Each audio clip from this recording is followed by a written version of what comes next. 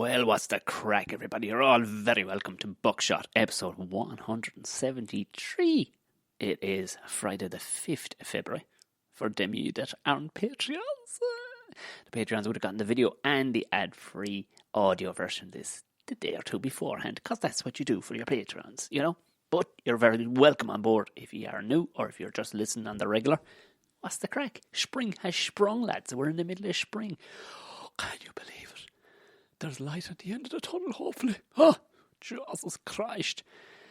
You know the crack. Patreon is there for anybody who wants to support the show and get a couple of little bit extra bits. Like I said, the videos are in there. I have 30 odd of them there now. At the minute, I need to scroll down and find the rest of them so that you don't have to go scrolling anywhere. You just click through on the video bit and you've them all ahead of you. So you've at least, I'd say the guts of 40 hours of video. Why not? I reckon there has to be at least that. Anyway, all the usual social platforms. You know yourself, Tom O'Mahony Comedy. If you're new, this is the very first time listening, you'll notice there's a Ramble Pod thing pops up in the middle of the week. That's just me saying hello. Well, what's the crack? How are you getting on? Just a little call, just to check in, yeah. Sharing out Bicky, maybe, socially, responsibly. You know what I mean? Not acting the Mickey with the Bicky. That might be the name of a new podcast. Not acting the Mickey with the Bicky. But on all social platforms, Tom O'Mahony Comedy will find me most places. Long form, just go ahead. Send me a long form one on Instagram if you like. That's kind of where I do most of the hanging out and acting, the make it and all the rest of it. Couple of big announcements coming. Or just fun things to announce that I won't be telling you just this minute. I hate saying it. Why the fuck did I even say that? I never do that kind of stuff. Big announcement, guys. So looking forward to a big announcement. Hashtag big. But just some fun things coming up. Lots more barbecue videos. I have a system set up soon enough where I'm going to be actually doing them live for people. Would you believe that? That there's actually a calling for that kind of thing. But I'm getting a lot more messages as people are just branching off into the old barbecuing world. And I've made enough mistakes and whatnot down through the years to have a bit of an insight. I wouldn't be in any way a master or fucking an expert, but I know how to not burn shite anymore. So, there you go. Now, that is all the usual crack. If you are listening on Apple Podcasts, you know the crack. Give it 5 stars. Lovely comment. Screen grab and send it to me on Instagram so we can talk about how lovely you are. Amazing. Or just go ahead, hit subscribe, copy the link and send it to a friend. There you go. There's a langer load. If you're new, have a look. This is episode 173. And we're up to 100 and odd in the Ramble Pods. So there's no end of good stuff back there. Everybody from Flat Earthers to Samantha Mumba to Pat Short to Dean Rock to fucking Alan Quinlan to Tom Green is even there. Yeah, hey, Tom Green is even there.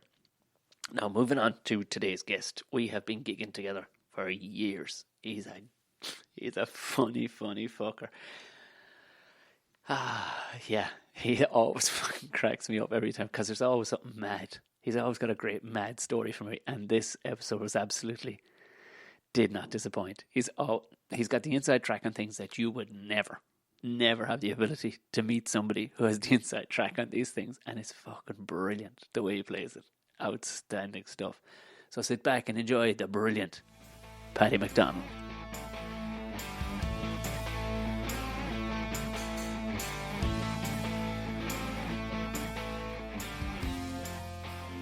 Paddy McDonnell, what a beautiful sight for sore eyes. Mr. Tom, how are you? I'm great. I was trying to think, when was the last time we saw each other? Was it Lavery's?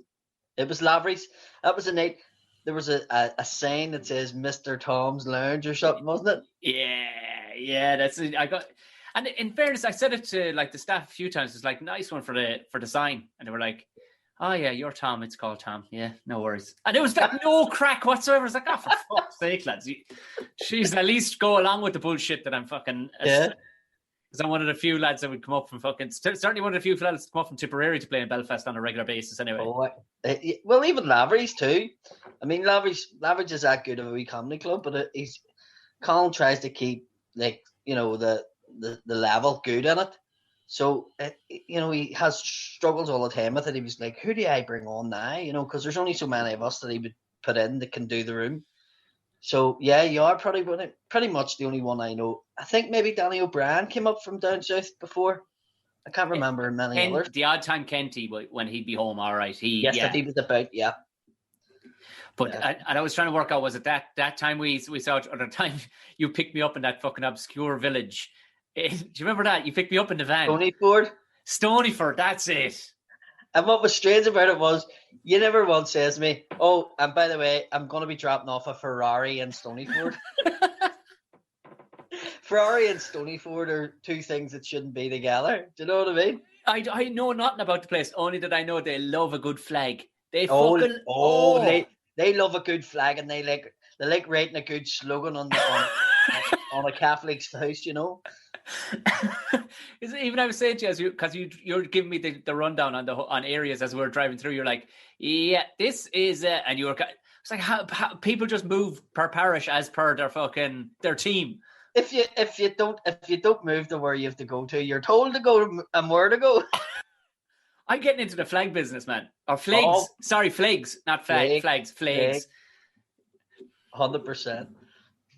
It's but yeah, I mean, in all fairness, I they look at me. I love the fact that I went into the shop there one day because I had to drop another one up there one time as well, and I went into a shop up there, and one must have looked at me like, I was like, "How are you, girl? How's it going?" And she was like, "What the fuck?" I tell you what's even better. Every one of my kids have a Gaelic name, right? So see, when you go in somewhere, you know exactly the person because they come out and go, "Oh, who's this? Is this what's her name? It's Aobin," and you're going, "No, it's Aving or Aving down south." Do you know what I mean? How do you say this one? A Pararik. It's like they don't have it in their voice backs to be able to say it. Listen, I my young fella's called Fionn, and sure, it's as easy as that to say, but for some reason, nah. For sure, even when I like going to England with a name like O'Mahony, forget about it. Forget about it. Now they'd say a 14-syllable fucking Asian lad's name, no bother, but O'Mahony. Sorry, mate. Sorry. There's a H and an O, and sorry, you fucking prick, you absolute bastard. Let's so tell me this, because I don't think we ever properly, like, you don't really ask fellas when you're chatting how they got into comedy, but how did it come about? Because you're a chippy by trade, because you put up some tasty timber work at times in between the comedy. Yeah, so I basically done the joinery, the carpentry, and I had a business. I was in America for a while and then came back, and I started up like loft conversions and extensions, and I got pretty big. But it was coming to my wedding, and Andrew was sort of like, it's coming to the wedding, and we would drink Friday, Saturday, sometimes Sunday, and I was like, well, do you know what? I'll do something at the weekends just to keep me away from that and get an extra few quid. So I started working as a bouncer, as a doorman, and went and get married. On the honeymoon in the Maldives, I met a man. His son was killed doing the door from London. And he was like, you need to leave that. It's a terrible job. I mean, no, I am. I only done it for the wedding. And 2 months after that, I was still on the door, but I was leaving. And I got my finger bit off. What? Yeah. So, what the fuck? Yeah. Man, woman, child, what bit your finger off? It was a man, and he was an old school teacher, and he used to train me in my ghillie club. So it was mental. And it basically, I lost like a third of my little finger in my left hand. Show it to me. I never looked at your fucking hand. Fuck! Oh, man. So I couldn't work properly. And I had to get a series of operations, and they kept doing it wrong. So I was sort of in and out of work. And then the company sort of went to shit because I wasn't about. And I got depressed and was really dark. And you don't see it coming on you. Mm-hmm. Yeah. So it came till, I think, that happened in 2007. So it took 3 years to get it into court. And Andrea was sort of like, how do I get him out of this with the court? The court thing didn't go for me at all. He got off with it. And then Andrea was like, what do I do? And she was asking somebody advice on it. And they were like, what's he like? And she was like, well, he used to be the life and soul of the party, and he loved comedy. And we went and seen live comedy. And we used to go to Dublin every year. And we would have went to the one at the Hipney Bridge. Which Battle of the Axe or the capital at the time. It would have been. Yes, Probably. so it was. We used to go there when we were down, and I loved the live comedy, and I loved it. And so she looked up live comedy Belfast, and up came the Pavilion, which does open mic on a Monday night.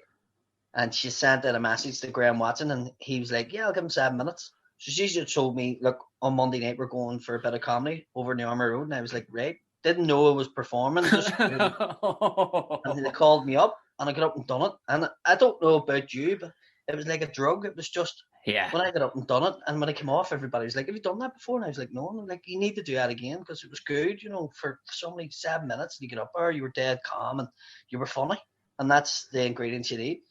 And then within 9 months, I was doing the Fela in West Belfast with Des Bishop. So it was very quick. It was just, so that's what got me into it. And I just got hooked on it. So, holy shit. Well, you're not nervous. Like, you said that, like, you got called and you weren't shocked, but, like, surely but the fuck you looked at herself and went, what have you done? Yeah. No, I didn't. It was sort of like, see, at that stage, it got to the stage where everything else was taken from me, and I went, why not? Why not just do it? So I got up and done it. Now, the second gig I done was a competition in Dungannon, and I was a bit nervous for that one because it was a bigger crowd. But after that, like, nothing. It was just straight into it and just drove everywhere, all over Ireland and everywhere doing that. I think I remember, like, it was probably my 7th gig, and it was in Oma, and you were on. Oh, yeah. It was a long, long time ago. Like, it must be 10 years ago now. And like, there was probably about 7 people in Oma at that stage. And Daly's became one of the best clubs. Like, but I remember that. So I was doing that and driving to Navan, doing gigs with Foil Arms and Hogs. I'd done a gig with Emmons. I forget the fella. He wrote a football book. Oh, Alan Gernon. Yes. Yeah. And so I was driving everywhere and not getting paid. Like, now he threw me a bit of petrol money because nobody knew who you were. They were just getting a chance on you. But I remember driving everywhere, all over Ireland, to do gigs because I just wanted to do gigs and maybe doing 2 or 3 a week. And you weren't getting paid. Then within a couple of years, like, the paid gigs started coming, and then it just gradually got bigger and bigger and bigger. It did. It wasn't that time in Oma. It was a fucking another night. It was one of the last nights of Daly's, and I remember getting stopped by a cop on the way in, and it was March 18th, and he stopped me. He says, "You're not getting there tonight into the town. You'll have to park up." I went, "What? What the fuck? It's a small little fucking town. What the fuck can be happening on a Friday?" Like, it was all they're practicing marching. And in my head, I was thinking, because I'm such a fucking tit from fucking South Tipperary, I was going, fuck, it was only St. Patrick's Day yesterday. They're getting a full year's practicing. That is dedication, but that is that all happened in like a half second. And your man, the copper, could see my eyes, and he kind of went, "No, not that." And then my brain went, "All right." I used to think that they only done it because they knew I was coming into the town. At the end, the year he had a big festival up there. There was loads of comedy on. Yeah. I was on the Sunday night, so I had to get up early because I had like 3 shows to do for him. And I went up and I drove into town, and I used to do a bit of black taxi. Black taxi is like a London cab we drive in Belfast. And I drove into the town, and it was a one-way street. And when I drove in, they were marching the right way. I drove in the wrong way. So I had to pull the taxi over. And the thing about it is they don't like to break ranks. They don't like, if you walk in front of them, they walk through you. That's their rule. All right, They don't stop. So when I pulled in, I sort of drove into them. So I had to pull it over as much as I could. So they had to move around. And every one of them staring at me with the flutes and the drums. And I remember panicking. Were you covering up your tattoos at that stage? We were going, I was panicking, right? And I got till the last guy, and he was playing the big bass drum. Oh, yeah, stopped. He stopped and shouted an order for them to stop, and they all stopped. And he was like, "Put the window down." He's a big, heavy guy. And I put the window down, and I was about to go, "Listen, I'm sorry." And he was like, "See you later on, Paddy. You're on at 8 o'clock, aren't you?" What? And I was like, "What?" "I love your sets and all this great stuff. Come out to see you, mate. See you later." Boom, boom, boom. Away they went. Drove right into them. Yeah, that's not the type of guy I would expect to see in a comedy club. Because that night I was like, they looked all so fucking serious. I remember because we couldn't start the night because they had blocked half. Like a load of people were messaging dailies going, we're literally caught up outside the town because of this. But they looked so fucking serious. But even though they were dressed up in all their gear, I was like, they should be way happier about this scenario. Yeah. That's how much practicing do they need? It's a straight line and it's the same tune. Like there's. But yeah, there's people that don't know anything about Belfast. Not that I know much about Belfast, but because I go up there so often, I see it's only the odd thing like that pops up that makes me kind of go, oh, this is very different. I've never seen. Now, no doubt, going anywhere in the country, you're going to see some weird shit. Like like they drink Buckfast by the fucking gallon in Galway. It's just tradition. Like, but there's a few because even the day you were driving, because we were probably about 45 minutes in the van together, and you were just telling me stuff about Belfast. I was like, what the fuck? Is that a real thing? Yeah. No, it's mental. That wee place, Stonyford, you were in too, like, they had one real bad guy lived in it. And he, like, run the whole place down. Got the bar to close because it was a Catholic bar. And I was going, why is he doing all that? Because if I lived in a wee drive-through, 100-house wee village like that, the one thing I wouldn't want to close is the bar. Yeah. Even if the guy that owned the bar supported a different football team than me, as long as there's beer and cider and music, I want that to stay open because that's where you're going to escape. Anywhere else, he would have to get somebody to drive him or do, But he was just a lunatic. He's in jail now, I think. So, but he was one real bad guy. And I was like, can the rest of town not just go, do you know what? No, we're not taking it from you no more. But obviously people are scared and stuff. You don't know. But it's mental. It's when people come here and you actually see, lots of people come to Belfast and they go, there actually is a wall. You actually are divided. And I was like, yeah, and see the gates, they close at 7:30 every night. And they're like, what? Who closes the gates? Give me the guy with the gate key. And they're like, so how do you get in there? And I says, you're not meant to go in there after 7:30. And I says, what they normally do is they shut them. 7:30 is sort of the latest. I says, but they shut them when people get out of school and out of work because they tend to go and rat. Well, it's like, if the whole place was always like that, then you'd say, okay, well, that's what. Well, what I find mad about it is, I don't know who I was driving up. Might have been Kent. I think we might have been gigging together. But I remember we were rounded one corner, and there was lads literally throwing shit at it like an armored fucking Land Rover Defender. I'm like, oh well, that's that, and drove not 300 yards around the corner, and it was people drinking lattes outside. Doesn't scare people, you see. It doesn't. That's the thing. It's like, well, you'll have that, Yeah. I never saw any of it. I remember one night. All right, I remember I had an old fucking green old Opel or something, I think, and I remember it had Limerick plates on it. And it was the only time I remember I was pulling out after being in Lavery's, pulling out of my car space, and a car pulled up beside me and went down with the windows, and something like, you Limerick cunt or something like that. And I was like, I knew my biggest insult was that I'm from fucking Tipperary, you pack of cunts.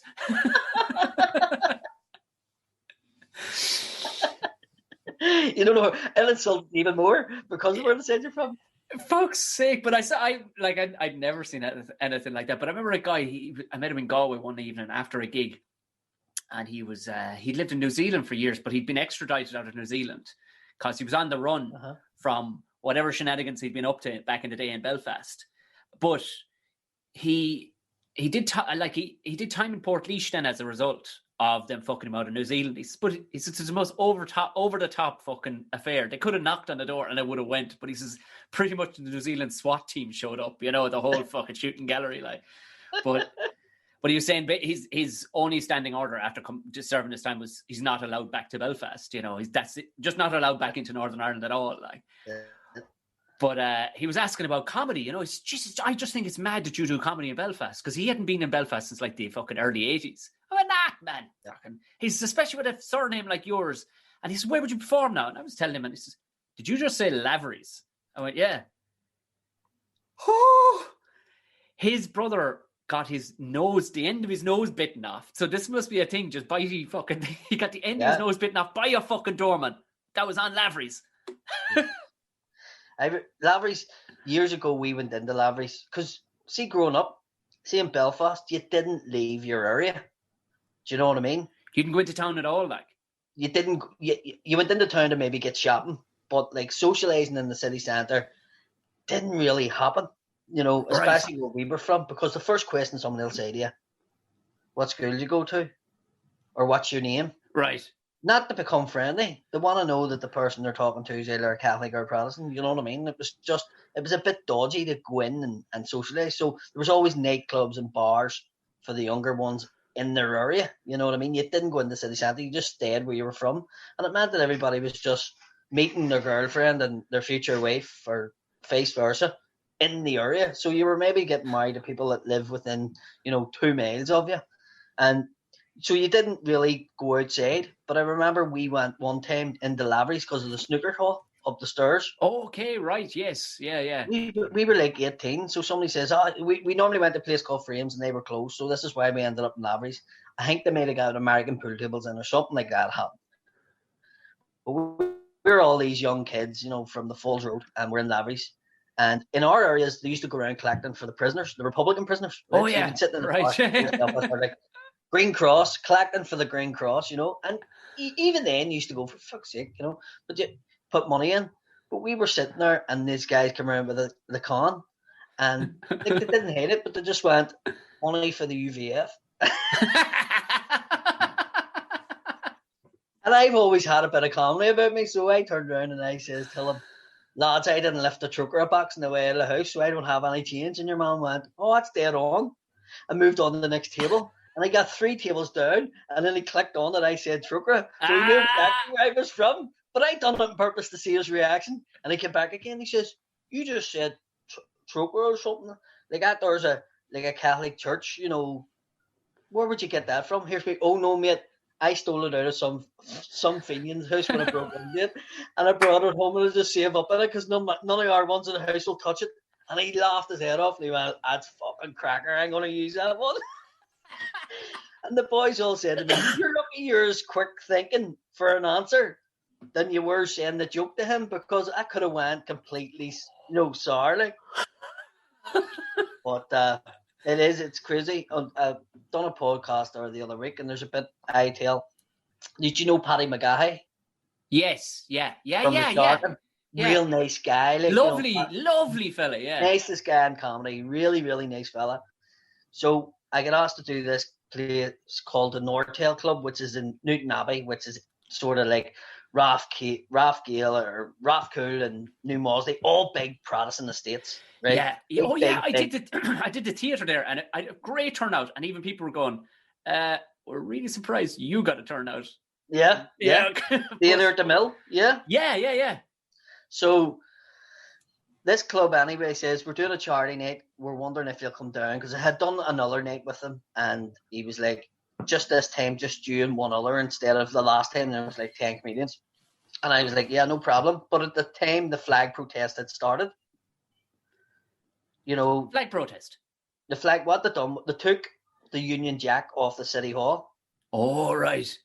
Right, and this says that it doesn't need to fly all year round. See, it used to be really unionist, like a 80% unionist council, but now it's like 60% Catholic. So the Catholics have, since the shipyard, they've started to move out.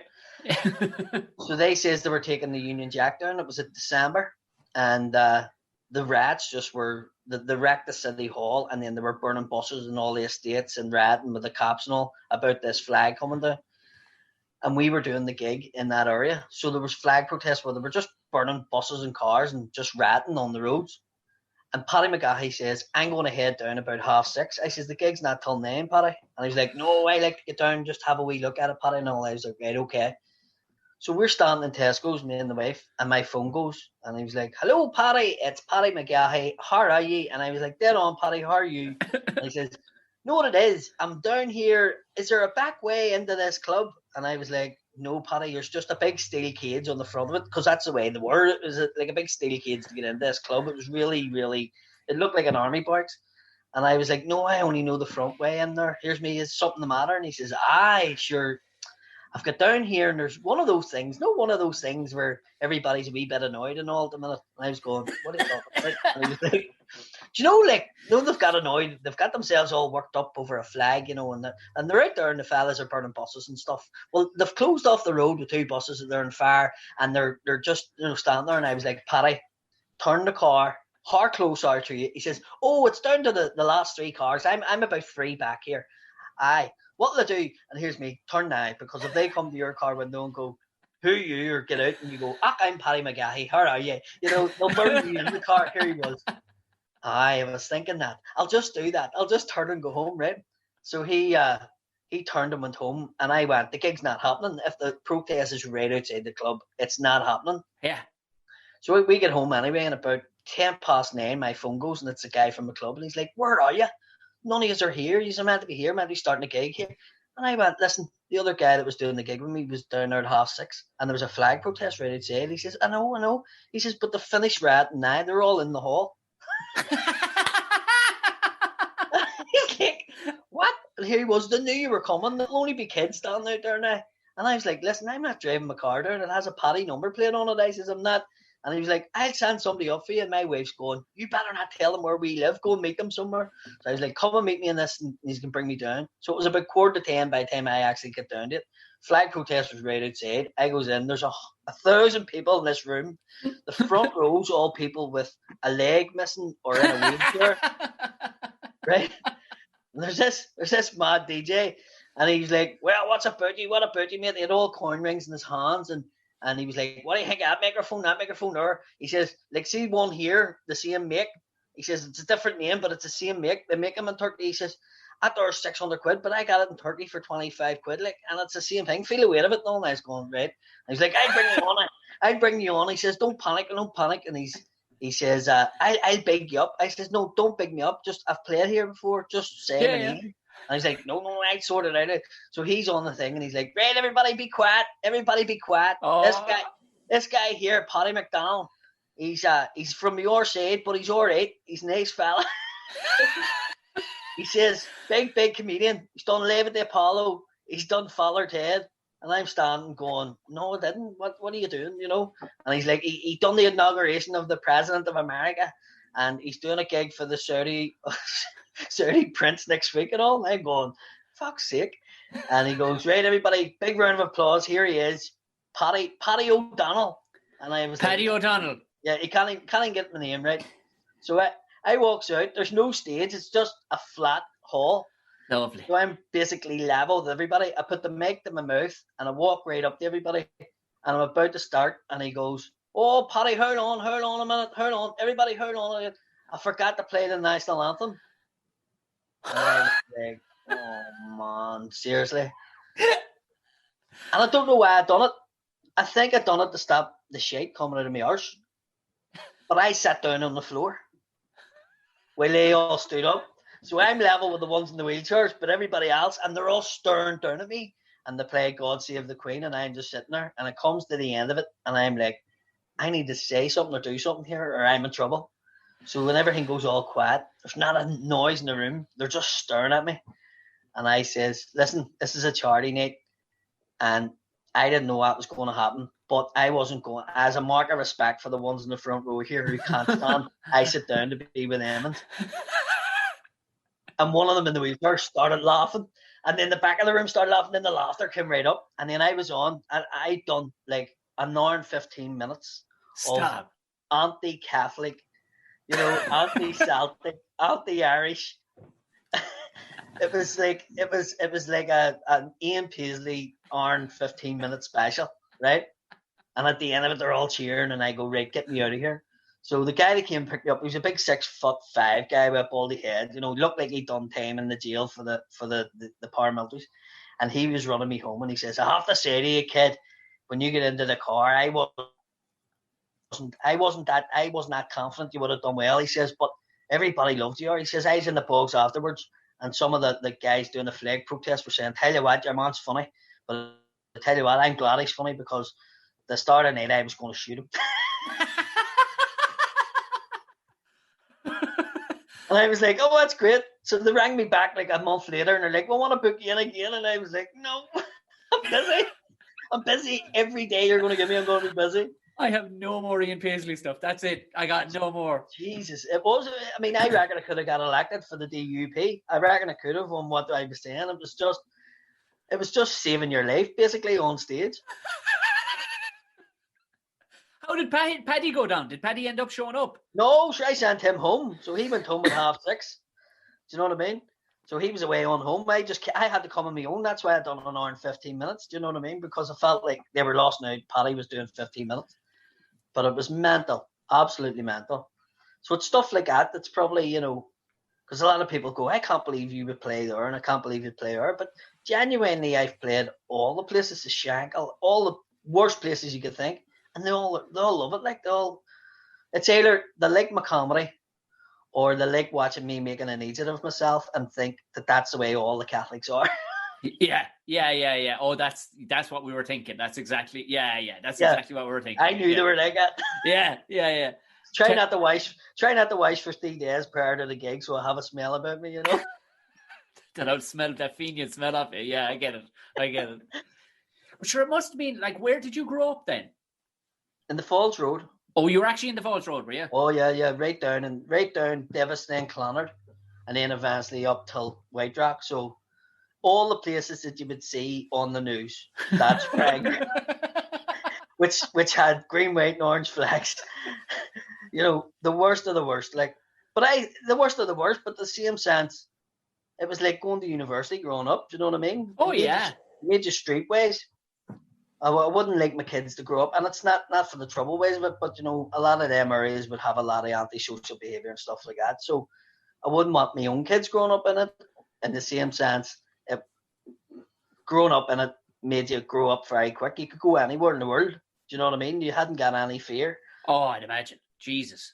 Like I got friendly with a couple of fellas in Wildwood that were from Philadelphia, and they were like, "You would never come to North Philly," and I was like, "Yeah, we."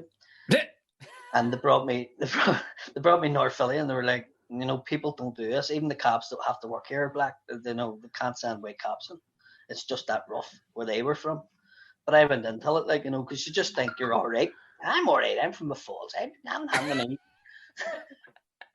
Yeah, do you not know who I am? For fuck's sake, relax. But I don't even say, do you not know who I am? Because I was Card Frampton when I was working in London a couple of years back. Card Frampton was fighting, and I went out to see the fight. And I met a couple of culty fellas from up here, out in the country, and they were with me. At the end of the night, we went into a chicken burger bar, and this big Polak started screaming at me because I was loud, but it's just because I'm from Belfast. And he says, "Oh, F up, shut up." No. And I turn around and I says to him, "Listen, do you know where I'm from?" And the culty guys couldn't get over it. Even if he had said no, and I went, "I'm from Davis." He was like, "Where the fuck's that?" You just expect everybody in the world to go, "Oh, right, sorry, mate, dead on, no problem." Well, I mean, that's, you say cultures from up your neck, like ye do cultures in the north of Ireland. Ye do cultures at a rate that, yeah.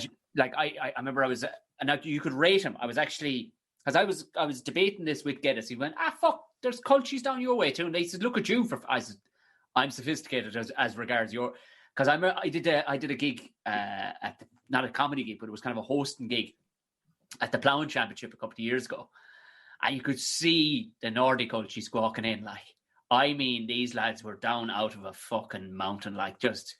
Yep. Like, this was their big day out. This was fucking it, for the year. You know what I mean? This was their electric this is their big hoolie. Yeah. Oh, they were fucking loving it, because there's a bar there as well. There's fellas like Richie Kavanagh playing old songs about JCBs and shit like that. These fucking lads. Next thing, Marty Moon shows up with the fucking truck. Oh, they're hitting diffs all over the place. You can spot them. You're like, but what it is there's a whole, like, the dancing and stuff. The fucking dancing that these lads do. Yep. And country music. There's no shame in it. No. Like, there's a whole trend and a whole, underground fucking movement where it's like, yeah, no, that's what I'm into, my tractor and some dancing to some country music. And have you seen these Grassmen thing? Have you? This is, I was pointing this out to somebody only the other day. I was going, you need to get into this. And it was a lad that was on a digger. There's a building site up the road, and I was just chatting to a man about tractors or whatever. I don't know how it came up, but that lad that was on the digger basically, when he gets down on a digger, he just goes on tractors the whole time. This dad was on the digger, and he was walking by, and he was just sparking up a fag. And what did he have but a hoodie with Grassmen? This here in Wicklow. Grassmen, yeah. And I went, hey, like, fuck it now, come over, explain Grassmen. Your man was trying to go, and the way he was explaining it, Paddy, it was like he was talking about Metallica. Do you know what I mean? He was... It's like, you don't... He's real Wicklow. And he goes, you don't fucking get it. Like, Grassmen. Like, and he just started pulling up these YouTube videos, and it was like... And then what was blowing everybody's mind was there was young ones driving tractors. And they've all HD cameras around the fucking tractors, and they fucking videos. These lads had their own Spotify album out of tractor driving songs. Like... I first came across that. I would do a festival up on the Antrim coast, Glenarm, and a friend of mine was up with me, and he was seeing all these guys with these black hoodies with Grassmen on it. So he was going around trying to buy drugs of all these culties. I fucking wondered when that day would happen. Come on, lads, Grassmen, like, yeah. So he came back to me and he was like, "That's just fucking mental." He says, "Every one of them is I've asked for, a wee bit of grass for a wee smoke." And they're all looking at me nuts. So then I went around to see what it was all about. And basically they go out and they cut grass and as you say, they make videos. But I get talking to one of the guys that own it, and he was saying last year, merchandise ways, they sold over 2.5 million in jumpers and caps.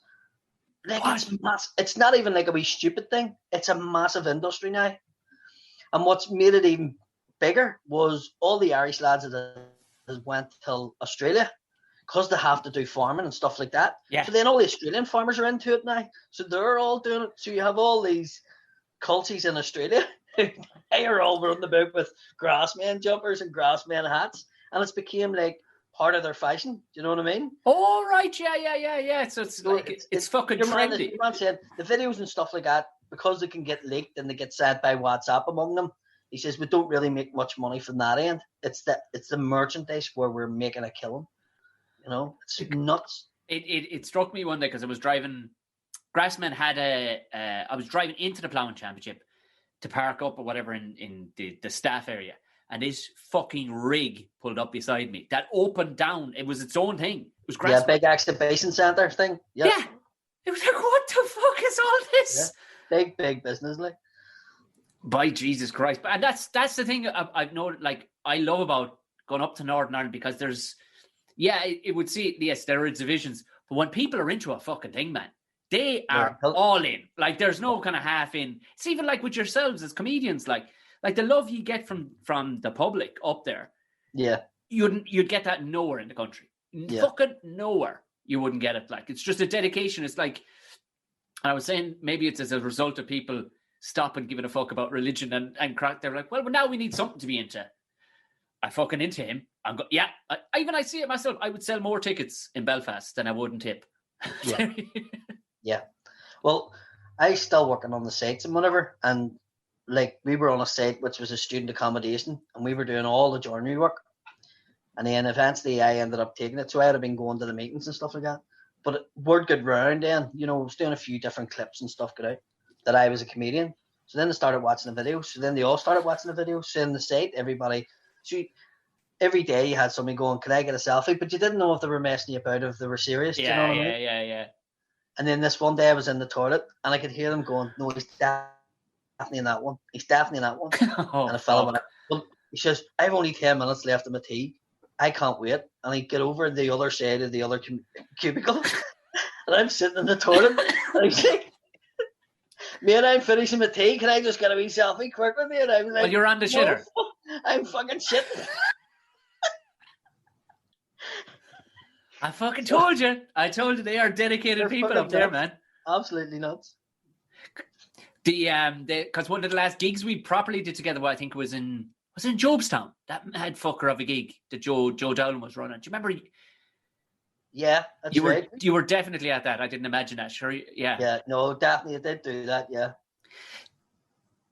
There was the perfect combo for the likes of me and you, because like lads didn't know what to make of me because they were going, that fucker goes out and shoots animals and stuff like that. So yeah, let's put him on as one of, they don't know what to fucking do. They're like, because it's rough as Jesus in Jobstown, like, but, and then Paddy rocks up. It's like, oh, right, we've sandwiched the perfect duo together with these fucking mad jokes around here. Because everybody else in the room was, like, if you're trying to go up and convince these fucking mad jokes, as you said, like, lads are missing fucking legs, they're missing teeth and eyes and ears and every fucking thing, like, and either one of us get up and it's like, oh, they might be a touch fucking madder or weirder than we are.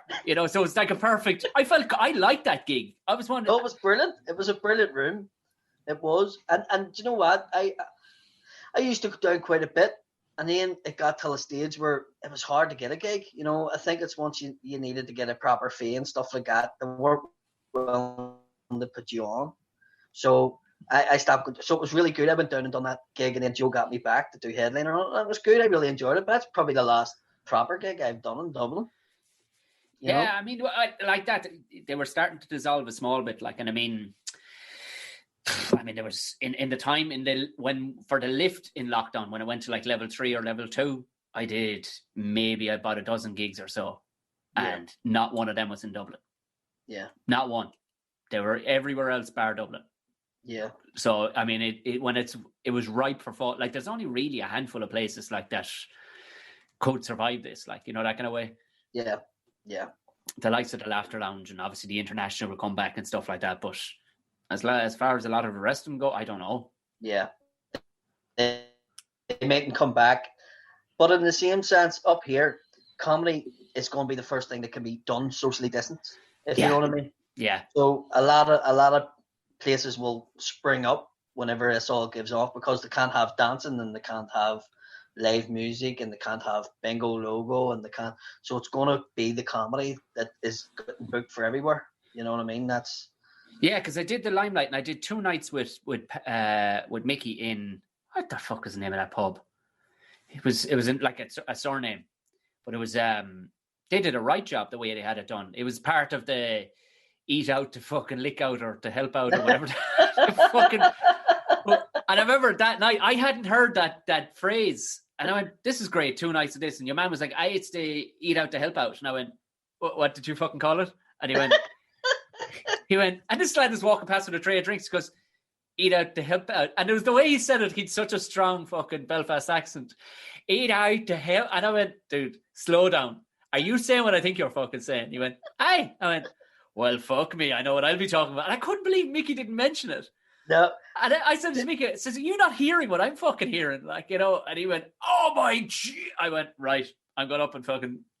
And no, it would seem nobody else in the room. So he would collect all of it.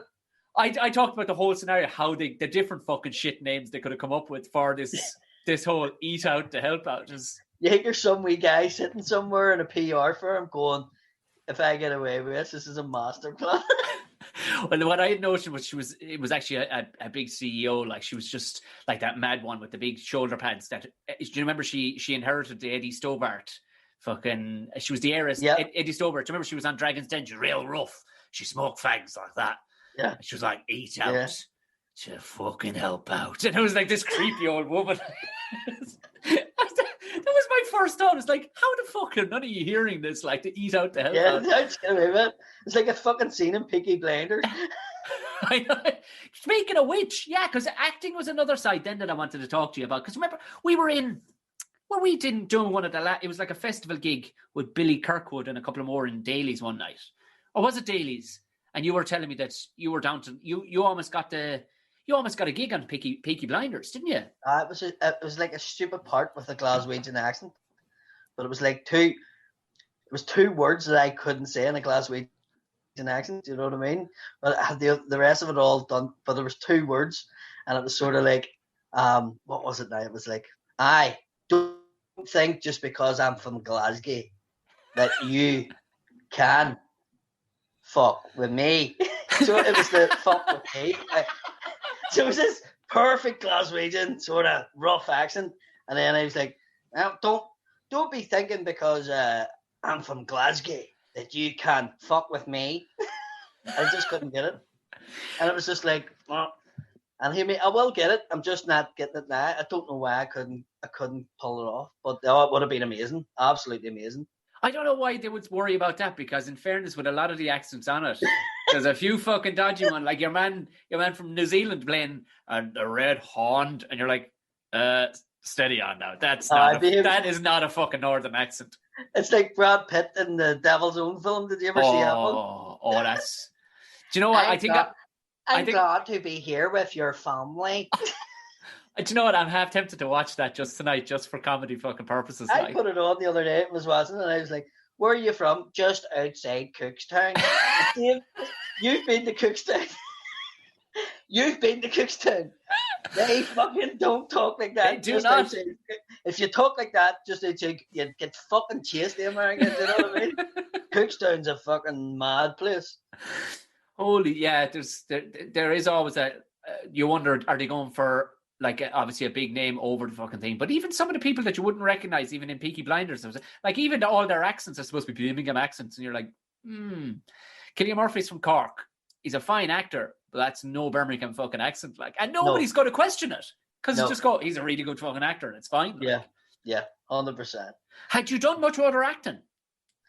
I'd be lying to say that it's anything way big, but I done it a bit when I was younger. I done a bit of theatre, and then I just stopped because I went to American stuff like that, and I never really done any more. And then I just started doing wee bits and pieces, and then I started getting jobs in theatre more than anywhere. But and any of the stuff that I get in the BBC, I always seem to play, and I don't know where they get this from, like somebody who's working class from a real working class area that has a real, not your typical BBC voice. You know, I went to do one for the radio. It was a sitcom for the radio. I think it was last Christmas, yeah. And we went in to do a read through in November. And I done the read through and never heard nothing back. And then we were going in to record on January, and I walked in and everybody else was different. And I was the only original person. And I remember saying to the writer, and I went, "What happened?" And he says, "Sacked everybody." He says, "You're the only one that kept your job." He says, "Well done." And I was like, right, okay. It had nothing to do with fluke or how good an actor I was. I just was perfect for that kind of role. Do you know what I mean? Where did they get that notion from? I don't know. Just really rough and rowdy, you know. It's just, that's exactly what we're doing. Just keep doing that, you know. So that's where I came from. Now I know this is where it ties in, because I was going to go, why did you go to America? You were that Brad Pitt character, weren't you? You were on the fucking run. You went to... But I was from Cookstown. Because you put up some funny posts and tweet and stuff like that where I'm going, is he lying here or not? Because I remember you were putting up something about talking through the window to your parents or something, or talking through, and I remember it was a tweet or something, and I went, is he or isn't he? Because it was funny in what you wrote, but it was something about, I don't know, was talking something to do with quarantining, or you're like, sure, don't you remember talking through a window to your folks when you were small anyway? I went, is he talking about prison? He fucking is talking. I was talking about Longkesh. Now, in Longkesh, I exaggerated a bit. It was just tables. You didn't have a screen in front of you. But every Saturday you had to go up and see your man, dad, and, you know, family members and your godfather. And, do you know what I mean? So it wasn't a big deal to me. Who of yours was it in prison? Every one of them. It was getting to the stage where you're going, is anybody getting released soon? Because there's no family members to look after us anymore. Do you know what I mean? There's a bit of my dad he came from a family, you know, my granny and granddad were really old, and my dad was adopted, so he didn't have any other real siblings to look after us. Whereas my mum's family were like big Republican family, so obviously, you know, it was just it just seemed normal at the time. It's not until you leave and you go away and you go, that wasn't normal, you know, to be going to prison every week and visiting people, you know. And, you know, sometimes you went up and you were sent in to visit somebody after you came out visiting somebody belonging to you, and you had to give a false name, and you went in and you were only a kid and they were passing a message on to tell their wife, and you're maybe 11 and you're getting told something, you know, really intimate, and you're going, and then they're saying her mummy is mother-in-law lives in New Lodge, just go in and tell her what he said. And I'm like, I don't really want to tell a woman what that man said about her daughter, you know. You know, and it was just basically because the jail was outside Belfast and you went up on a minibus. They maybe didn't get somebody in, and that's why they were asking you to go in and do that, you know. But it was mental. Like you went into Longkesh, and once you went into it, you weren't allowed to see the inside of the prison. So they brought you in, they searched it, even when you were a kid. Like I remember being 6 and 7 and them searching you. Really? Yeah, your pockets and all, like they checked everything. And then they put you in a minibus with blacked out windows. It was like an old Mark I Ford Transit minibus. I still remembered. And you get inside it, and it was completely blacked out, so you couldn't see where you were going in the jail. Oh, fuck, right, yeah. And you couldn't see the layout of the place. And they brought you then to another place, and you get out, and you were brought into the visiting room. There's maybe 20 people in the visiting room. It was just wee cubicles, you know, social distancing back then. But and then the prisoners were allowed so much pocket money every week. So I remember every time I went up to see one of our ones, he used to buy me M&Ms with peanuts in it, and I don't like them, and I kept telling them I don't like them. So it wasn't like about 10 years ago I said to him, why did you always buy me them when I told you I didn't like them? And he says, because you were a wee fat cunt and I was trying to lose weight on you.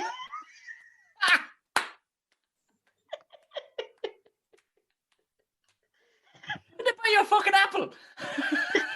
There was no fresh apples in the tuck shop. That's all I could get you. Oh, that's fucking beautiful.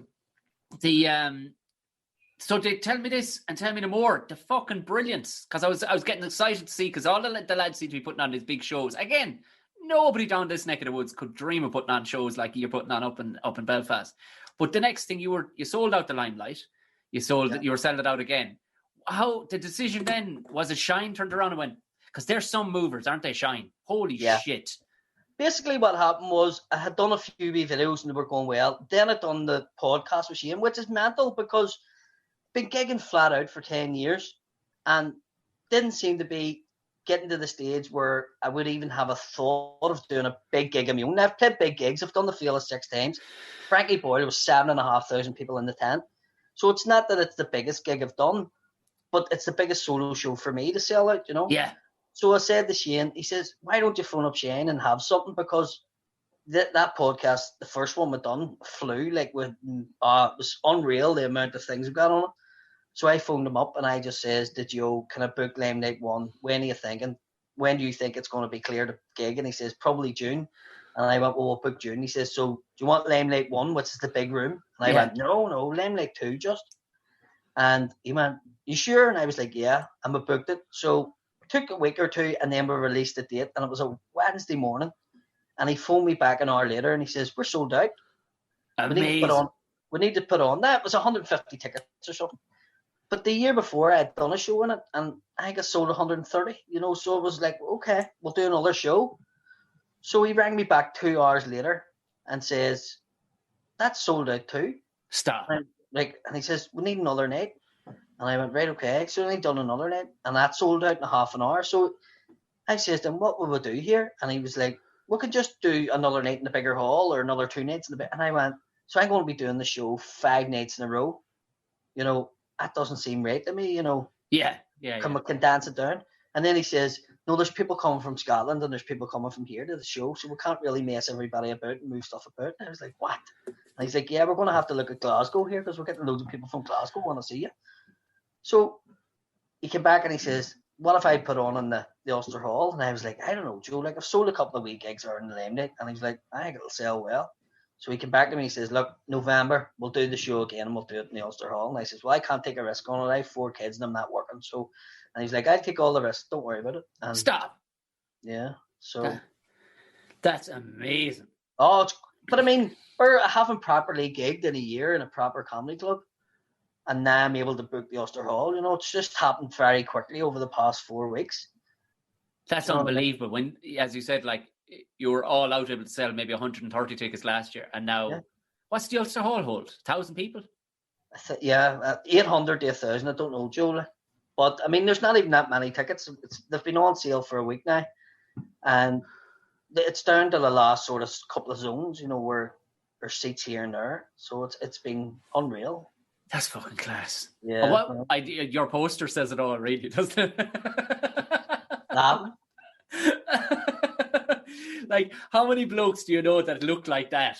They have the vest on or whatever, and they just stand there with a flask going, "Morning," the big fucking head, big head on a cunt. Like, you're just short a fag hanging out the side of your mouth. Like, I know. And do you know what? The idea for this show came from probably watching Billy Connolly over the years and people like that talking about working life. So everything that's going to happen happens to me. So I have all these funny stories. So I was like, do it. But when I was in London, I got a gig in the Comedy Store. Right. Like 5 minutes or something. I had done the Beat the Clock and they were like, do you want another gig? We'll get you in to do like an open spot. And I was like, right, okay. And I couldn't get I was in a site in Brixton, but I was living in Tottenham Hale. And then I would have had to get the Oxford shirt and I wouldn't have got there in time. Right. So I says, I'll bring clothes in with me. But sure, didn't I forget to leave the clothes and get into work? And I went, oh, Jesus. And all I had was my work clothes, my high vis, my hat, and my wee rucksack. And I was like, how many times are you going to get offered to do 5 minutes? You're trying to move up the ladder. Absolutely. So I went in and they were all sort of looking at me going, what the fuck? Like, and I was like, look, I apologize to him, but I was finished work and I wouldn't have got back in time, so I just came here. And she was like, well, you're going to have to address it. Him on, well, straight away. So I'll go on stage. And obviously I went up and I says, oh, you heard my name, so I'm sure you all know. Here we go, another fucking Irish construction worker. I says, but to be honest with you, I'm a brain surgeon. But I'm going to meet my dad and my brother in the bar later. And that's why I left Ireland, because where I come from, the working class estate that I'm in, it's seen as homosexual, being a brain surgeon. So I haven't come out yet as the brain surgeon to my parents or my brother. So I've stuck these clothes on to go and meet them, and so they don't, fall out with me. And everybody bust out laughing, So it was, I went, well, that works. So we'll give it a go on the show and see what people think of it. Because some of the funniest shit is on sites, though. And I've said this for years, like talking with different people that have been on the podcast that have worked on sites, and they're going, it's like the crack you had when you were in school at age 13 or 14. Yeah. Only you're all blokes now and you have money. That's essentially it. Yeah, basically. And you're using big machines and all. Yeah, literally, that's it. Big machines, and you just you can see the attraction to Grassmen now. It's like, I kind of get it, actually, yeah. You get to behave like a child. There's this boy I was working with, he was about 55, and he was mad crack, and me and him would have great crack. He was another joiner, and we were working away on site, and we always done things in each other, messing about, like fill the hard hat with water and stuff like that. Standard. Stuff, right? So we're messing about, and this day he just takes out, we have pinning guns, they're pass-load pinning guns with gas, nail, shoots nail. Love them. One for finishing and one for thing. But I had told him that I had shot my finger. I had shot my finger till a roof one time doing it, and the boys let me hang there for half an hour. So I was telling him about it. So he says, all the wee lads come into the room, and he went, here lads, did you know Hot Shot here nailed himself till a fucking roof before with a pass load, and he didn't even cry. And they were like, oh, right, no, all the younger ones. Oh, yeah. He took the pinner, pulled the thing back, and shot me with a 35mm fucking pin in the balls. I just started laughing, and I was like, are you fucking insane? Like, I was like, I was only joking. Fucking take that off him. Fucking he's going to kill somebody, you know what I mean? This is the fucking thing. Like, I mean, some of the stories that I've even told, and I'm kind of going, that's nearly too ridiculous to tell on stage. Like, some of the shit, you're going, how the fuck? I remember once, like, standing in a pond. It was like maybe a foot deep. A fucking big, maybe 90 by 90 foot pond. And it was after building up from an offload of a site. And the only fella nearby, it was a big site that was in a digger. I went, man, we're going to have to fucking, because it's going to flow down into those houses over there, because we're up on a height. And the only one was the mad cunt. He was known as Rex. I don't know why he was just called Rex. His name was Brendan, but he was called Rex. Anyway, and I was like, Rex. And everything was like, ah. He was so excited to just dig everything. He's like a dog. But the cunt, no, it's taken handy because there's a big old cable running through here somewhere. First thing he hit, bang, 10,000 volt cable. Blow a hole the size of your head in the bucket on a 30-ton digger and lit up the whole thing like. and lit up his digger, lit up all the water. I nearly pissed down my fucking leg, like, and your man's going, all you could see was this fella roaring, laughing, going, "Isn't that fucking gas?" And you're like, no, you mad cunt. That's not gas at all. Now, there's 2,000 houses down in Douglas Village in Cork with no power. And I've got to change my jocks after this, you rotten bastard. Like, just... Crazy. That's the fucking beauty of building sites. I've taken up enough of your time, Paddy. So give us the date that if there is any fucking tickets, because this will go out within the next week. You'll probably end up putting it down 2 nights at the fucking Ulster Hall. I bet you any money. Well, I hope I do. It'd be good. You haven't had any money, and you have about 45 children out there. So yeah, exactly. They're all getting free tickets. But yes, it's November the 26th this year coming. Hopefully, we're out of lockdown, so that's the date. We'll all vaccinate the fucking heads off ourselves and go to it. Sure. Yeah. I think Gary Lynch is running the bus from Dublin. Is he? I hope he blacks out the fucking windows. Have you seen him with a skinhead? Oh man, he looks like, if you put him in a pair of striped pajamas right now, that fucking he needs to grow his fucking hair back, man. I used to stay with him in Edinburgh, and I'll send you a wee meme I made up of him, and that to see it. He woke up the next morning, he had all the shaggy hair, and he was trying to get the shoes on, and I took his picture of him. I swear to God, it's like if you seen him lying in the street, you wouldn't bat an eyelid. You would just think he belonged there. Do you know what I mean? I took a picture of.